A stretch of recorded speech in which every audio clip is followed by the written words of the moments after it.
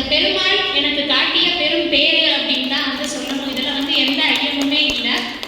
சொற்பொழிவு அப்படின்னு சொல்லி ஒரு மகான்களை பத்தி பேசணும் அப்படின்னு சொன்னா கண்டிப்பா யாரோ ஒருவருடைய தாக்கம் தான் நம்மளை இந்த துறைக்கு வந்து வர வச்சிருக்கோம். அதுக்கு ஒரு லிவிங் எக்ஸாம்பிளா இருக்கிற எங்களுடைய தாளார் அம்மா எங்க முன்னாடி உட்கார்ந்துருக்காங்க. ஸோ அவர்களுக்கு முதற்கண் என்னுடைய மனமார்ந்த நன்றிகளை தெரிவித்துக் கொள்கின்றேன். அவங்க வந்து எனக்கு நம்மளுடைய அகாடமிக்ஸை தாண்டி இவ்வளோ விஷயங்கள் சொல்லி கொடுக்கல அப்படின்னு சொன்னா எனக்கு ஆன்மீகத்தில் அடுத்தடுத்து பயணம் பண்ணணும் அப்படின்னு சொல்ற ஈடுபாடு வந்து வந்திருக்காது. அதுக்கு அம்மா உங்களுக்கு தான் என்னுடைய முதல் நன்றியை நான் சொல்லிக் கொள்கிறேன்.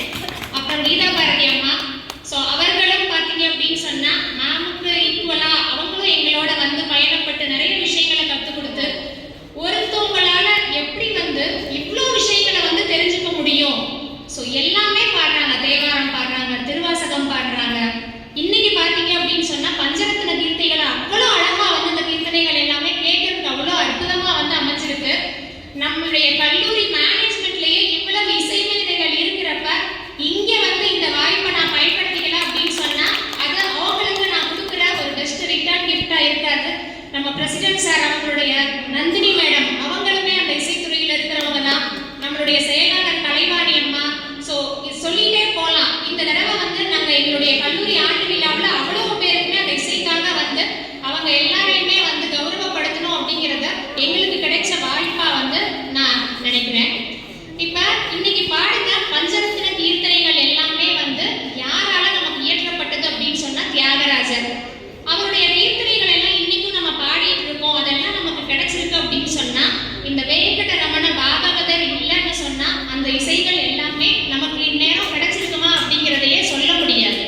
ஸோ தியாகராஜ சுவாமிகளுடைய வாசல் அப்படின்னு சொல்லி நம்ம இந்த வெங்கடரமண பாகவதரை சொல்றோம். அவருடைய வாழ்க்கை வரலாறு, அவருடைய திருவுருவப் படம், இது எல்லாமே நமக்கு கிடைக்க பெற்றதற்கு பெரும் காரணமாக இருந்தவர் யார் அப்படின்னு சொன்னா இந்த வெங்கடரமண பாகவதர்.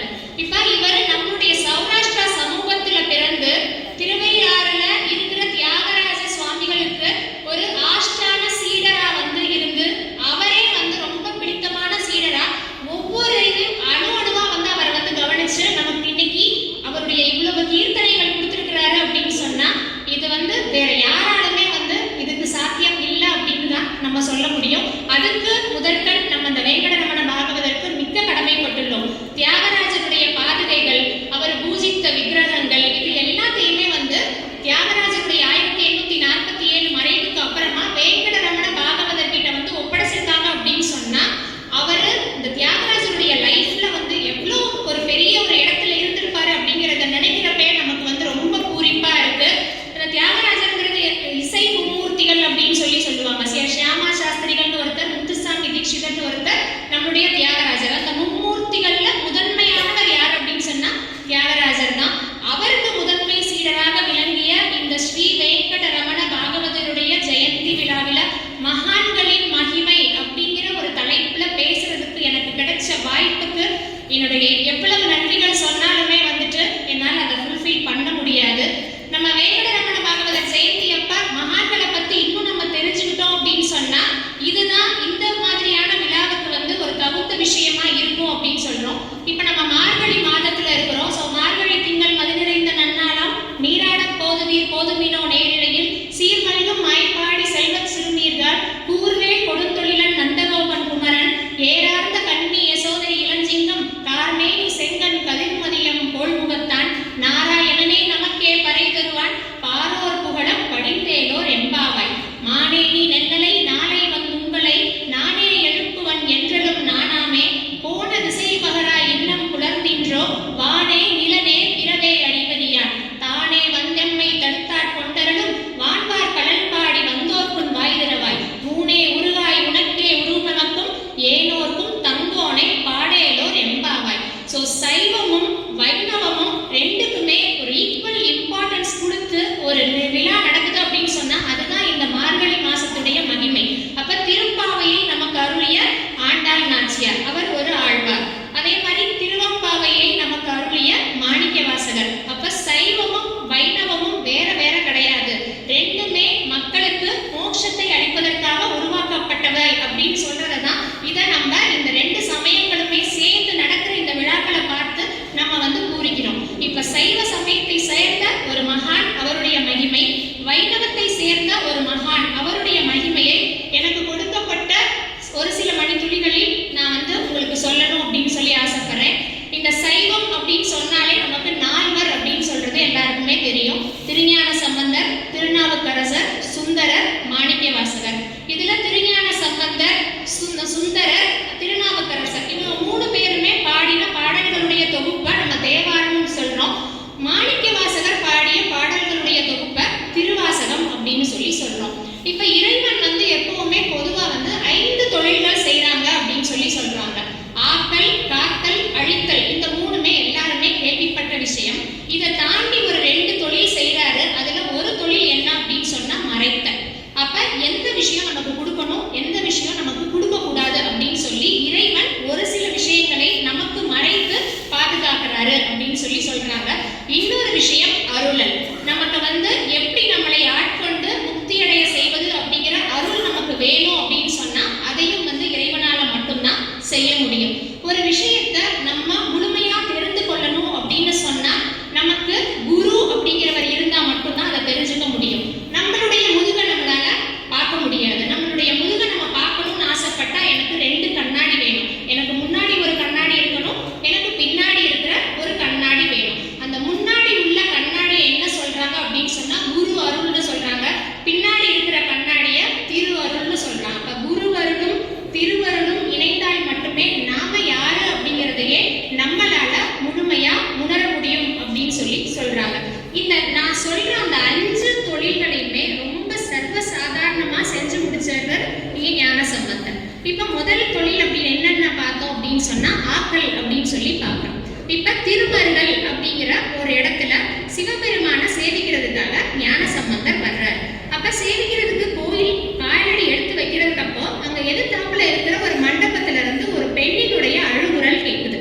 இவர் என்ன யோசிக்கிறாருன்னு சொன்னா ஆலயத்துக்கு சென்று ஆண்டவனை வழிபடுவதை விட நம்ம அழுதவன் கண்களை துடைக்கிறது தான் நமக்கு பெரிய புண்ணியம் அப்படிங்கிறத சைவம் சொல்லி கொடுக்கறனால ஆண்டவன் அப்புறம் வணங்கிக்கலாம்னு சொல்லி நேரா அந்த அழுகிற இடத்துல பார்க்க போறாரு. அங்க ஒரு பொண்ணு அழுதுகிட்டே இருக்காங்க.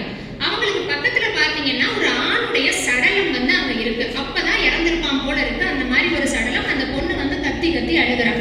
இவருக்கு ஒண்ணுமே புரியல, என்ன நடந்திருக்கு அப்படின்னே புரியல. அங்க விசாரிக்கிறப்ப அங்க பக்கத்துல இருக்கிறவங்க சொல்றாங்க, இங்க இருந்து வைப்பூர் அப்படின்னு சொல்லி கொஞ்சம் தள்ளி ஒரு ஊர் இருக்கு. அங்க பாத்தீங்க அப்படின்னு சொன்னா ஒரு தாமன் செட்டியார் அப்படின்னு சொல்லி ஒரு வணிகர் இருக்கிறாரு. அவருக்கு என்ன அப்படின்னு சொன்னா ஒரு 7 பெண் குழந்தைகள் இருக்காங்க. இப்ப முந்தி காலத்துல எல்லாம் பெண்களை திருமணம் செஞ்சுக்கணும்னு சொன்னா பொண்ணு வீட்டுல நகையெல்லாம் போட மாட்டாங்க. ஆண்கள் என்ன பண்ணுவாங்கன்னு சொன்னா நான் நீனு போட்டி போட்டு அவங்க நகைய போட்டு பெண்ணை திருமணம் செஞ்சுக்கிட்டு போவாங்க. அந்த மாதிரி மரபு தான் அந்த காலத்துல நடந்து வந்துச்சு.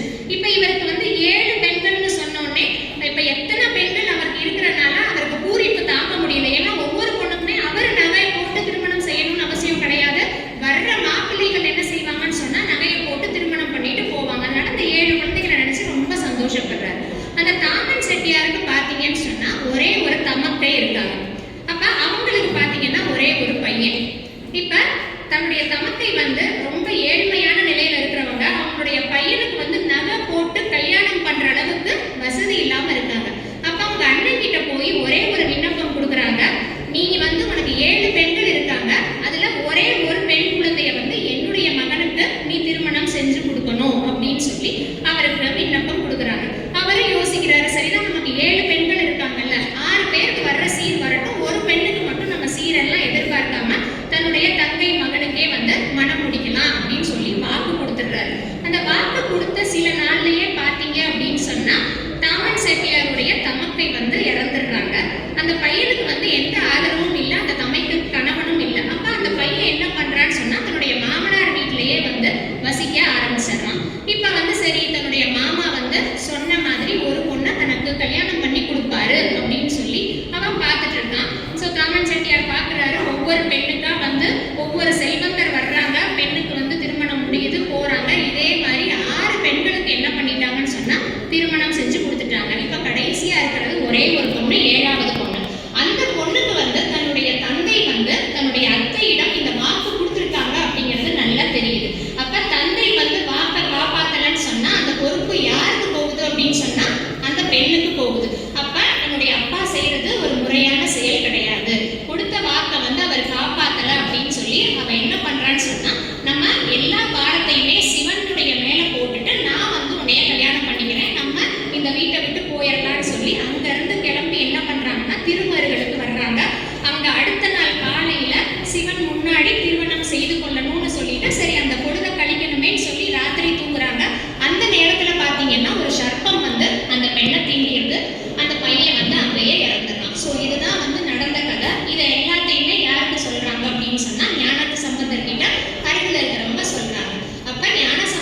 வந்து அந்த பெண்ணை பார்த்துட்டு இவ்வளவு சிவபக்தியா இருக்கா, கொடுத்த வாக்க காப்பாற்றணும்னு நினைச்சு அவ வந்திருக்கா, இவ செஞ்சதுல எந்த ஒரு தவறுமே இல்லை, இந்த பொண்ணுக்கு போய் இவ்வளவு பெரிய தண்டனை கொடுக்கலாமா அப்படின்னு சொல்லி அவரு அந்த இறைவனை நோக்கி பாடுறாரு. சடையா எனுமால் சரண்மி எனுமால் அப்படின்னு தொடங்குற அந்த பதிகத்தை பாடுறாரு.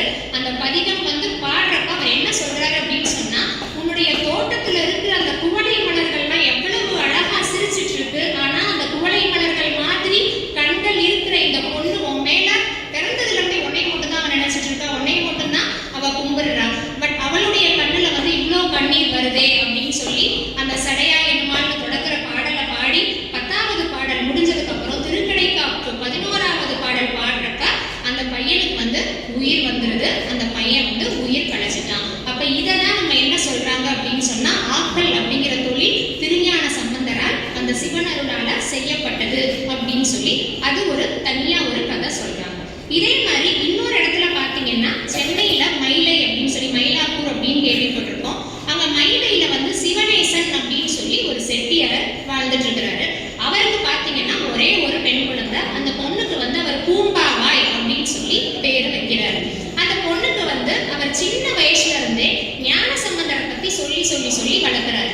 அந்த பொண்ணுக்கு என்ன மாதிரியான ஒரு ஆசை அவர் விதைச்சிட்டாருன்னா, நீ பெரியவளான உடனே ஞான சம்பந்தரை தான் நீ திருமணம் பண்ணிக்க போற அப்படிங்கிற மாதிரி ஒரு ஆசைய அந்த பொண்ணுடைய மனதுல வந்து விதைச்சிட்டாரு. அந்த பொண்ணுமே சரி நம்ம பெரியவனான உடனே ஞான சம்பந்தரை நம்ம கல்யாணம் பண்ணிக்கலாம் அப்படின்னு சொல்லி அந்த ஆசையிலேயே வளர்றா. அவன் கொஞ்சம் பெருசாகி கூப்பிடுன உடனே அந்த பொண்ணுக்கு வந்து அவளுடைய வாழ்க்கை வந்து தொடர முடியவில்லை. அந்த பொண்ணு வந்து இறந்துடுறா. இப்ப வந்து சிவனேசன் செட்டியாருக்கு வந்து மனசுல கவலை, பொண்ணு இறந்துட்டா அப்படின்னு சொல்ற கவலையை விட, என்னைக்கு வந்து என்னோட பொண்ணை ஞான சம்பந்தருக்கு நான் திருமணம் செய்யணும்னு நினைச்சேனோ அன்னைக்கே என்னுடைய பொண்ணு வந்து ஞான சம்பந்தருக்கு உரிய சொத்து. அப்ப அவளை வந்து நான் என்னுடைய அடக்கம் பண்ணி அவளை நான் வந்து இல்லாம பண்ணிட்டேன்னு சொன்னா அது ஞான சம்பந்தருக்கு மேல நான் வச்சிருக்கிற அந்த மரியாதைக்கு வந்து அவ அவமரியாதை செஞ்ச மாதிரி இருக்கும்னு சொல்லி அந்த பொண்ணை எரிச்ச சாம்பலை வந்து ஒரு பானையில வச்சு அந்த பானையை அவங்க வீட்டுல இருக்கிற அந்த கோவில் விக்கிரகங்கள்லாம் வைக்கிற இடத்துல வைக்கிறாங்க. நம்மளை பொறுத்த வரைக்கும் ஒரு யாரும் இறந்துட்டாங்கன்னு சொன்னா அவங்களை எரிச்ச அந்த சாம்பல் வீட்டுக்குள்ள கூட வரக்கூடாது, அது ஒரு தீட்டு அப்படின்னு நினைச்சுதான் நம்ம வெளியில வாசலோட அனுப்பி வைப்போம். ஆனா அவரு அதை பொருட்படுத்தாம அந்த சாம்பலை எல்லாமே எடுத்து ஒரு பானையில அடைச்சு தன்னுடைய வீட்டுக்குள்ள வைக்கிறாரு. என்னைக்காச்சும் ஒரு நாள் சம்பந்தர் வருவாரு, அவர்கிட்ட இது உங்களுக்கு உரிய சொத்துன்னு சொல்லி அவர்கிட்ட ஒப்படைக்கணும், அது வரைக்கும் வந்து என்னுடைய பொறுப்பு வந்து ஓயாது அப்படின்னு சொல்லி இருக்கிறாரு. இந்த மாதிரி ஒரு விஷயம் நடந்திருக்கிறப்ப அங்க இருக்கிற திருவொற்றியூர் இறைவனை வந்து வணங்குறதுக்காக ஞான சம்பந்தர் வர்றாரு. அப்ப திருவொற்றியூர்ல இருந்து நம்ம இவங்க இருக்கிறாங்க இல்லையா, அந்த பூம்பாவை இருக்கிற இடத்துக்கு வந்து ஒரு 15 கிலோமீட்டர் தொலைவு இருக்கு. அவர் பரவாயில்ல அப்படின்னு சொல்லி இந்த தன்னுடைய பக்தன் வந்து இங்க இருக்காங்க அப்படிங்கிறத தெரிஞ்சுக்கிட்டு அவர் மயிலை வர்றதுக்காக பிரயத்தனப்படுறாரு. வர்ற வழியெல்லாம் பாத்தீங்க அப்படின்னு சொன்னா அப்படியே மலர் பந்தல்கள் மாதிரி அலங்காரம் பண்ணியிருக்கிறாரு ஞான சம்பந்தர் வர்றதுக்காக சிவனேசன் செட்டியார். இவ்வளவு வசதி இருந்து இவ்வளவு நம்ம வரவேற்கிறதுக்காக இருக்காரு. என்னுடைய மகளை உங்களுக்கு மனம் முடிக்கிறதுக்காக நான் வளர்த்தேன், ஆனா என்னுடைய மகளுக்கு வந்து அந்த அகாலமா அவங்க இறந்துட்டாங்க, அவங்கள வந்து எங்களை காப்பாற்ற முடியல, அதனால அவருடைய சாம்பலை வந்து நான் இங்க வச்சிருக்கேன், இதை உங்ககிட்ட நான் ஒப்படைக்கணும், அதுக்காக தான் நான் வச்சிருக்கேன் அப்படின்னு சொன்ன உடனே ஞான சம்பந்தருக்கு ரொம்ப கஷ்டமாயிருச்சு. எனக்காக வந்து இவ்வளோ பண்ணிட்டு அந்த பொண்ணு வந்து இறந்தாங்கிறத கூட அந்த துக்கத்தை காட்டிக்காம என்னை வந்து இவ்வளோ உபசரிக்கிறாரே அப்படின்னு சொல்லி மட்டிட்ட புண்ணியம் அப்படின்னு சொல்லி தொடங்குற பாடலை பாடுறாரு. எப்பவுமே ஞான சம்பந்தர் எந்த ஒரு பாடலுமே யாருடைய பேரையுமே வந்து அவர் இணைக்க மாட்டாரு. ஆனா இந்த பாடல்ல ஒவ்வொரு பாடலுடைய முடிவுல அந்த பொண்ணுடைய பெயரான பூம்பாவாய் பூம்பாவாய் அப்படின்னு சொல்லி முடிகிற மாதிரி பாடுறாரு. 10வது பாட்டு பாடி முடிச்ச உடனே அந்த சட்டியில அந்த மண் சட்டியில இருக்கக்கூடிய அந்த சாம்பல் எல்லாமே உடைஞ்சு தெரிச்சு திரும்ப அந்த பூம்பாவை எந்த மாதிரி இறந்தாலோ அதே மாதிரி அதை விட இன்னும் அழகா வந்து உயிர் தெழுந்து வர்றா. அதை பார்த்துட்டு வந்து இவருக்கு சிவனேசன் செட்டியாருக்கு அவ்வளவு சந்தோஷம். அப்ப எப்பவுமே குழந்தைக்கு கருவுல இருக்கிறது 10 மாசம். அப்ப அவர் ஒவ்வொரு பாடல் பாடுறப்ப அந்த கரு ஒவ்வொரு மாசமும் எப்படி எப்படி அடுத்தடுத்த ஸ்டேஜ்ல உருவாகுதோ அதே மாதிரி உருவாகி 10வது பாடல் முடிக்கிறப்ப அது முழு உருவம் அடைஞ்சு அந்த பொண்ணு வந்து வந்துட்டா. இப்ப சிவனேசன் செட்டியார் என் பொண்ணு வந்துட்டா, இருந்தாலும் இதை நீங்க கூட்டிட்டு போங்க, நீங்க தான் அவளை கல்யாணம் பண்ணிக்கணும்னு சொல்றாரு. அப்ப ஞானசம்பந்தர் என்ன சொல்றாரு, நான் தான் உன்னுடைய பெண் ஏற்கனவே இறந்துட்டா, ஆனா அவளுக்கு நான் உயிர் கொடுத்திருக்கேன். அப்ப உயிர் கொடுத்த நான் அவளுக்கு தகப்பனுடைய ஸ்தானத்துல இருக்கேன். நான் போய் எப்படி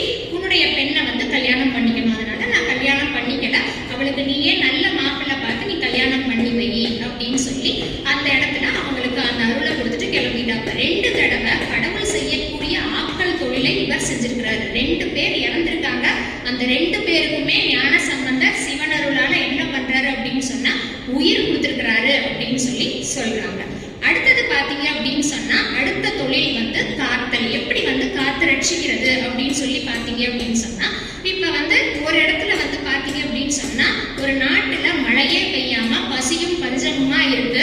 அந்த நாட்டு மக்களை எல்லாம் வந்து காப்பாற்ற வேணும்னு சொல்லி அந்த இடத்துல அப்பர் ஆகிய திருநாவுக்கரசரும் திருஞான சம்பந்தரும் சிவன் கிட்ட போய் இந்த பஞ்சத்தை தீர்க்கணும் அப்படின்னு சொல்லி சிவன் கிட்ட வேண்டுறாங்க.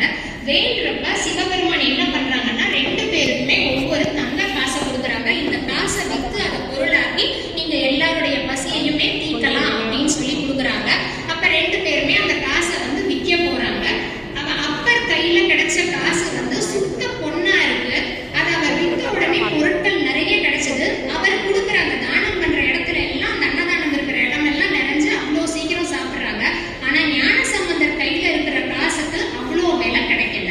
அப்ப அதை என்ன சொல்றாங்க, ஏன் வந்து அந்த பொருள் வந்து நமக்கு கிடைக்கல அப்படின்னு கேட்கிறப்ப இது சுத்தமான பொற்காசு கிடையாது, இதுல மாசு இருக்கு.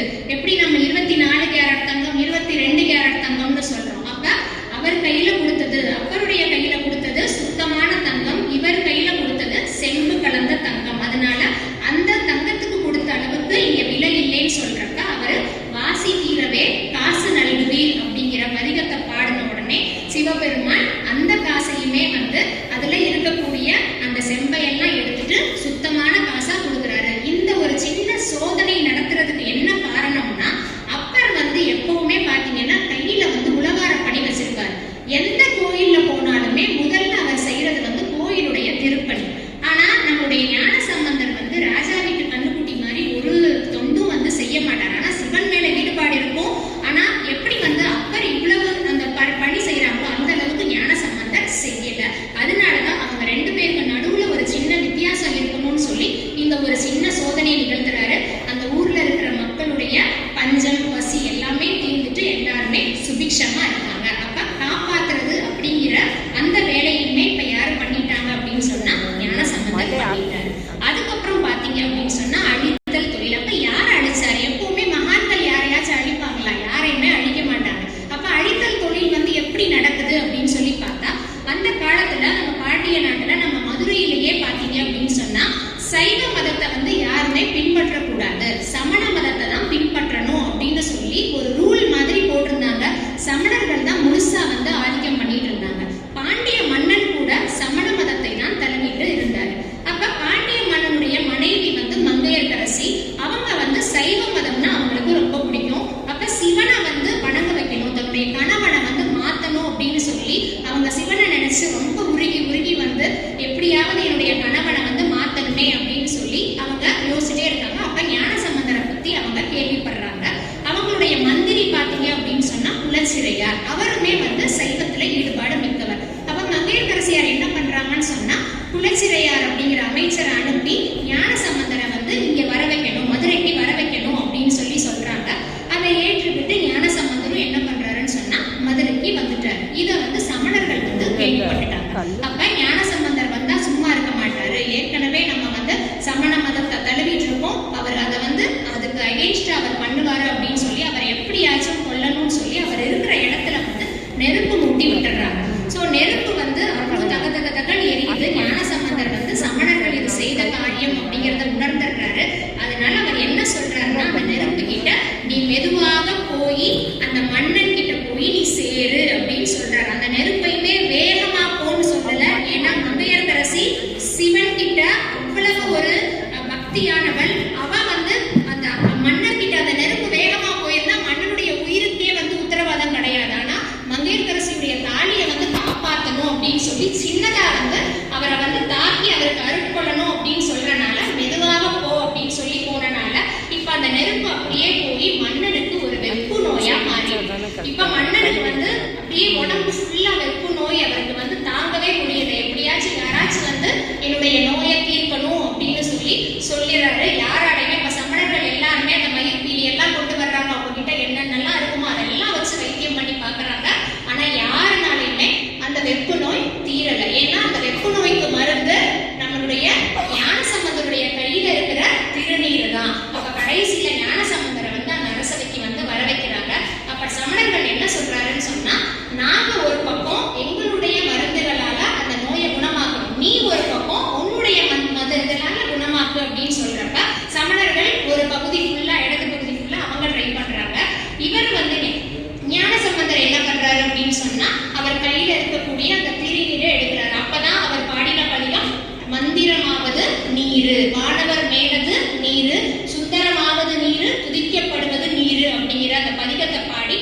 திருநீரை தடவின உடனே அவருடைய வெப்பு நோய் வந்து குணமாயிடுச்சு.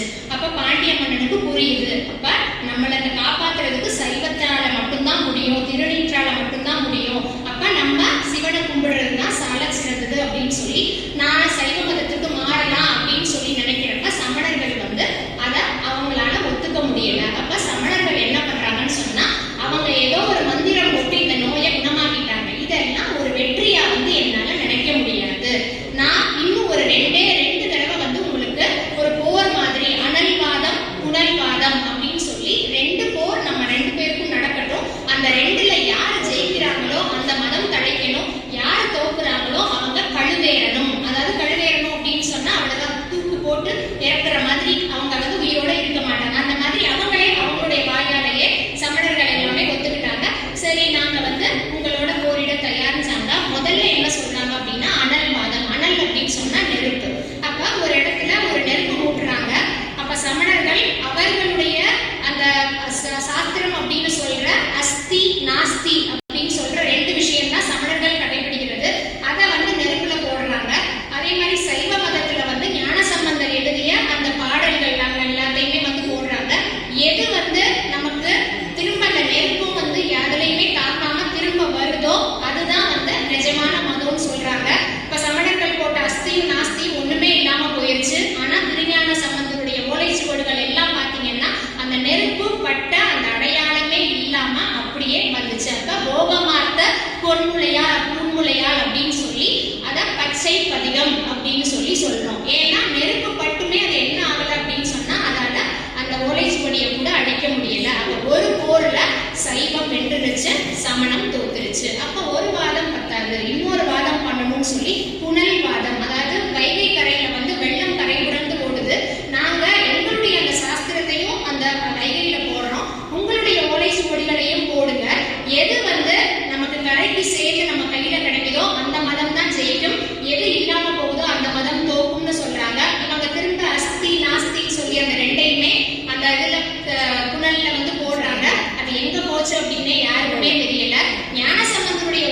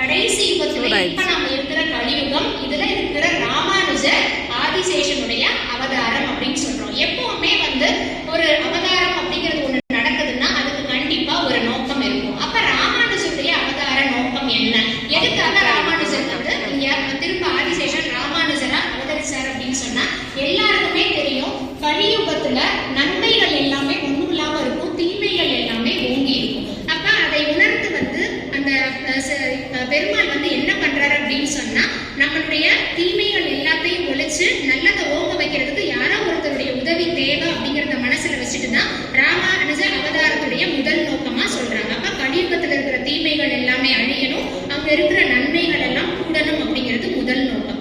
ராமானுஜர் அவதரித்த இரண்டாவது நோக்கம் என்னன்னா அவரை பொறுத்த வரைக்கும் பாமர மக்களும் இறைவனை வந்து எளிய முறையில வந்து அடையணும். அப்ப இறைவனை அடைவதற்கு நமக்கு ஜாதி மதம் இனம் இது எல்லாமே எதுவுமே தடை கிடையாது. உண்மையான பக்தி இருந்துச்சுன்னா யார் வேணாலும் இறைவனை அடையலாம் அப்படிங்கிறது அவருடைய அவதாரத்தினுடைய இரண்டாவது நோக்கம்.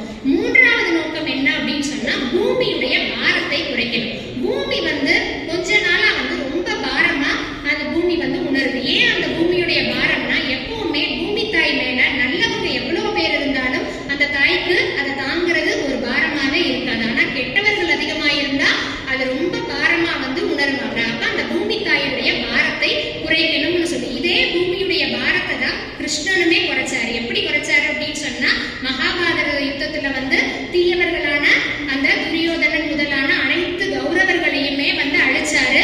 பாண்டவர்கள் மட்டும்தான் அவங்களுடைய சந்ததிகள் மட்டும்தான் உயிரோடு இருந்தாங்க. அப்ப நல்லவர்கள் இருக்கிறனால அந்த தீயவர்களை அழித்து அந்த பாரத்தை நீக்கினாரு. ஆனா கலியுகத்துல ராமானுஜர் யாரையுமே அழிக்கல. அதுக்கு பதிலா என்ன பண்ணிட்டாருன்னு சொன்னா தீயவர்கள் எல்லாரையுமே நல்லவர்களா வந்து மாற்ற முயற்சி பண்ணி ஒவ்வொருத்தரையும் நல்லவங்களா மாத்திட்டாங்க.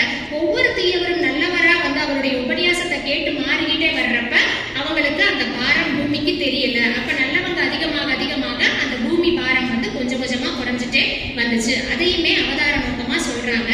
அதுக்கப்புறம் அந்த காலத்துல வந்து வேதத்துடைய பொருள்கள் வந்து யாருக்குமே புரியல. வேதம் அப்படின்னு சொன்னா என்ன, வேதம் இருக்கா இல்லையா, வேதம் என்ன உணர்த்துதுன்னு சொல்லி யாருமே ஒரு பொருளே இல்லாம வந்து போயிட்டு இருந்தாங்க. அப்ப அந்த வேதத்துக்கு முழுமையான ஒரு பொருளை வந்து கொடுக்கணும், அவர்களுக்கு அதை விளங்க வைக்கணும் அப்படின்னு சொல்லி நமக்கு உணர்த்துறதுக்காகவும் ராமானுஜர் வந்து அவதரித்தார். அவர் ராமானுஜரால மட்டும்தான் எல்லா பெருமாள் கோயில்களுமே இன்னைக்குமே ஆழ்வாருடைய பாசுரங்கள் எல்லாத்தையுமே ஒவ்வொரு தடவையும் பெருமாளுடைய புறப்பாடா இருந்தாலும் சரி, அந்த பெருமாளுக்கு செய்யக்கூடிய நீதிகளா இருந்தாலும் சரி, ராமானுஜரால மட்டும்தான் இந்த எல்லா ஆழ்வாருடைய பாசுரங்கள் எல்லாம் இன்னைக்கு வரைக்கும் வந்து அரங்கேற்றிட்டு இருக்கு. இறுதியா பாத்தீங்க அப்படின்னு சொன்னா நம்ம எல்லாருமே அந்த காலத்துல கலியுகத்துல மக்கள் என்ன நினைச்சாங்கன்னா நம்ம செய்யற ஒரு விக்கிரகத்துக்கு எப்படி வந்து கடவுளுடைய சக்தி கிடைக்கும், நம்ம கையால செய்யறோம் ஒரு விக்கிரகம், அதை எப்படி நம்ம கடவுளா நினைச்சு கும்பிட முடியும். அப்ப கோயிலுக்கு போறதுக்கு எந்த பொருளுமே இல்லை, ஏன்னா அந்த விக்கிரகத்தை வடிவமைச்சதே நாங்க தான். அப்ப அதை எப்படி நம்ம கும்பிட முடியும்னு கேக்குறப்ப அதுக்கு அழகா வந்து ராமானுஜர் வந்து ஒரு உதாரணம் சொல்றாரு. ஒரு இடத்துல ஒரு 24 படி பால் எடுத்து வச்சுக்கிட்டாரு, ஒரே ஒரு படி தண்ணி எடுத்து வச்சுட்டாரு. இந்த ஒரு படி தண்ணியை என்ன பண்றாருன்னா 24 படி பால்ல கலக்குறாரு. இப்ப அது என்னவா நமக்கு காட்சி தரும், தண்ணியா காட்சி தருமா பாலா காட்சி தருமானா 25 படி பாலா வந்து அது காட்சி கொடுக்குது. அததான் ராமானுஜர் என்ன சொல்றாருன்னா நீங்க செய்யற விக்கிரகம் வந்து அந்த ஒரு படி தண்ணி, நீங்க என்னைக்கு வந்து அந்த விக்கிரகத்தை அங்க வச்சுட்டு அந்த கோயிலுக்கு வந்து கும்பாபிஷேகம் அப்படின்னு சொல்லி ஒண்ணு பண்ணி எல்லா நியதிகளையும் பண்றீங்களோ அப்பவே வந்துட்டு கடவுள் அந்த விக்கிரகத்துக்குள்ள ஆவாகனம் பண்ணிடுறாரு. அந்த விக்கிரகத்துக்குமே கடவுளை நம்ம நேர்ல பார்த்தா என்ன தரிசனம் கிடைக்குமோ அதே பவர் வந்து எங்கேயும் வந்துருதுன்னா இந்த விக்கிரகத்துக்கும் வந்துருது அப்படிங்கிறத உணர்த்தி அந்த 24 படி பால் வந்து அந்த கடவுளுக்கு செய்யற அந்த ஆவாகனம், நம்ம செய்த சிலை ஒரு படி தண்ணி, இது ரெண்டும் ஐக்கியமாகறப்ப அது முழுமையாமே வந்து நம்ம இறைவனா காணலாம் அப்படின்னு சொல்லி அந்த மக்கள் கிட்ட இருக்கிற அந்த மாயையை வந்து நீக்கினார். அதை தாண்டி இன்னொன்னு சொல்றாரு, நம்மளாச்சும் வந்து நம்ம திருப்பதியில இருக்கிறவர் தான் பெருமாள், ஸ்ரீ வைகுண்டத்துல இருக்கிறவர் தான் பெருமாள், ஸ்ரீரங்கத்துல இருக்கிறவர் தான் பெருமாள் அப்படின்னு கிடையாது. நீங்க வீட்டுக்குள்ள வச்சு பூஜிக்கிற அந்த விக்கிரகங்கள்ல கூட அந்த கடவுள் இருக்காரு. நீங்க செய்யற ஒவ்வொரு பூஜையுமே பாத்தீங்கன்னு சொன்னா வெறும் விக்கிரகத்துக்கு செய்யற பூஜை கிடையாது, கடவுளுக்கு செய்யற பூஜை அப்படின்னு சொல்லி உணர்த்துறாரு. இவருக்கு வந்து திருக்கோஷ்டியூர் நம்பி அப்படிங்கிறவர்கிட்ட அந்த அஷ்டாட்சர மந்திரம் அதனுடைய ரகசியத்தை தெரிஞ்சுக்கணும்னு சொல்லி அவருக்கு ஆசை வருது. அவர் என்ன பண்றாருன்னு சொன்னா ராமானுஜர் பிறந்த ஊர் பாத்தீங்கன்னா ஸ்ரீபெரும்புதூர். அவர் வந்து திருக்கோஷ்டியூருக்கு ஒவ்வொரு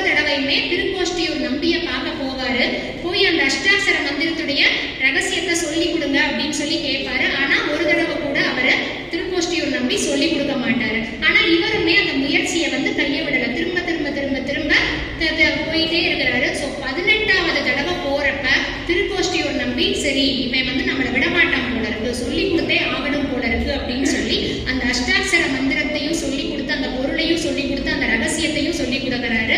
அந்த அஷ்டாட்சர மந்திரம் என்ன அப்படின்னா ஓம் நமோ நாராயணாய.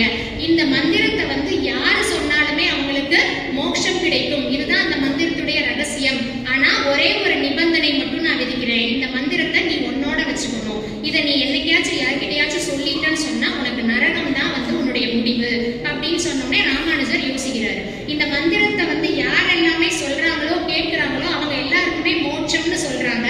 இந்த ரகசியத்தை சொன்னா நான் ஒருத்தன் மட்டும் எங்க போவேன்? நரகத்துக்கு போவேன். ஆனா அதை கேட்கிற எல்லா மக்களுமே சொர்க்கத்துக்கு போவாங்க. அப்ப ஏன் ஒருத்தருடைய நலனுக்காக நான் இந்த மந்திரத்தை இந்த உலக மக்களுக்கு தராம இருக்கக்கூடாது அப்படின்னு சொல்லி அவர் அந்த திருக்கோஷ்டியூர்ல இருக்கிற சௌமிய நாராயண பெருமாள் கோயிலுடைய அந்த 3வது தலம், அது கீழ்த்தலம் இருக்கு, முதல் தலம் இருக்கு, 2ஆம் தலம் இருக்கு, 3ஆம் தலம் இருக்கு.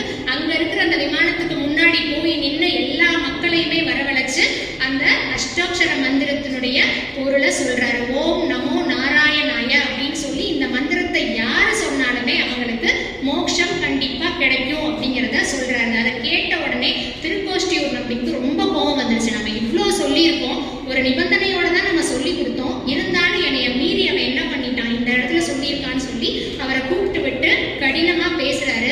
அப்ப ராமானுஜர் வந்து அவர்கிட்ட கேட்கிறாரு, இந்த மந்திரத்துடைய ரகசியத்தை நீங்க உங்க மனசுல வச்சிருக்கிறனாலையோ நான் என்னுடைய மனசுல வச்சிருக்கிறனாலையோ யாருக்குமே எந்த ஒரு பிரயோஜனமுமே இல்லை. அப்ப யார்கிட்ட இதை கொண்டு போய் சேர்க்கணுமோ அங்க போய் சேர்த்தா தானே கடவுள் நமக்கு சொல்லி கொடுத்ததற்கான முழு அர்த்தம் கிடைக்கும்னு சொன்ன உடனே அவருக்கு தான் செய்த தவறு என்னங்கிறத புரிஞ்சிச்சு. அந்த தவறை மாத்தி இவர் செய்ய வச்சதுமே புரிஞ்சிச்சு. அதனாலதான் அன்னையில இருந்து என்ன சொல்றாங்க அப்படின்னு சொன்னா, யாரெல்லாமே தன்னுடைய வாயால தெரிஞ்சோ தெரியாமலோ அந்த அஷ்டாட்சர மந்திரத்தை சொல்றாங்களோ அவங்க எவ்வளவு பாவம் செய்தவர்களாக இருந்தாலும் அவர்களுக்கு கண்டிப்பா மோட்சம் கிடைக்கும் அப்படிங்கிறது அப்ப இருந்துதான் எல்லாராலையுமே நம்பப்பட்டுச்சு.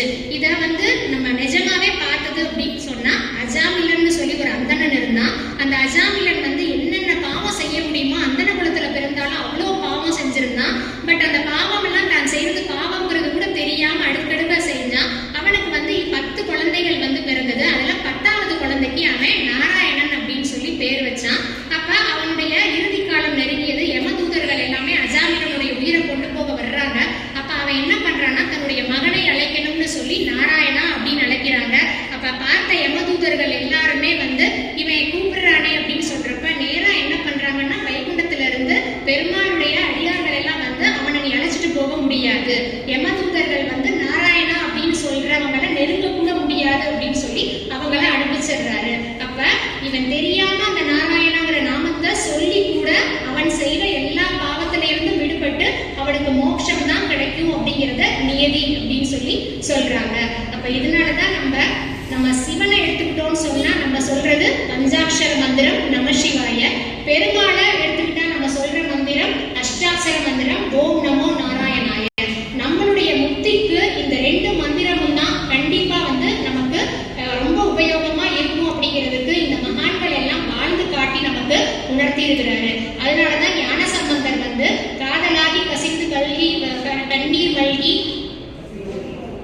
ஓதுவார்தமை நன்னெறி குவிப்பது வேதம் 4லும் மெய்ப்பொருளாவது நாதன் நாமம் நமசிவாயவே அப்படின்னு சொல்லி யார் ஒருத்தர் பக்தியா உருகி நமசிவாய அப்படிங்கிற மந்திரத்தை வந்து சொல்றாங்களோ கண்டிப்பா அவங்களுக்கு முக்தி கிடைக்கும் அப்படிங்கிறத சொல்றாங்க. அதே மாதிரிதான் திருமங்கை ஆழ்வார் கூட குலம் தரும் செல்வம் தந்திடும் அடியார் படுதுயர் ஆயிரம் எல்லாம் இனம் தரும் நீல் விசும் கரும்பும் அருளோடு பெருநிலம் அளிக்கும் நலம் தரும் மற்றும் தந்திடும் நலம் தரும் சொல்லை நான் கண்டு கொண்டேன் நாராயணா என்னும் நாமம் அப்படின்னு சொல்லி அந்த அஷ்டாட்சர மந்திரம் சொன்னீங்க அப்படின்னு சொன்னா எல்லாருக்குமே வந்து மோட்சம் கிடைக்கும் அப்படிங்கிறத அவருமே பாத்தீங்க அப்படின்னு சொன்னா அவருடைய 4000 திவ்ய பிரபந்தத்துல இந்த பாடல் மூலமா சொல்லியிருக்கிறாரு. ஒண்ணுமே இல்லை, நம்ம டெய்லி பாராயணம் பண்ணியிருக்கிற விஷ்ணு சகஸ்ர நாமத்துல கூட இறுதியா என்ன வருதுன்னா சங்கீர்த்திய நாராயணாய சப்தம் விமுக்த துக்கா சுகினோ பவந்து. இந்த நாராயணங்கிற நாமம் சொன்னாலே நம்மளும் சுபிக்ஷமா இருப்போம், நம்மளை சுத்தி இருக்கிற எல்லாமே சுபிக்ஷமா இருக்கும் அப்படிங்கிறத நிரூபிச்சிருக்காங்க. சைவமா இருந்தாலும் சரி வைணவமா இருந்தாலும் சரி கடவுள் நம்ம கிட்ட எதிர்பார்த்தது எல்லாமே பக்தி உணர்வு மட்டும்தான் அப்படிங்கிறத இந்த மகா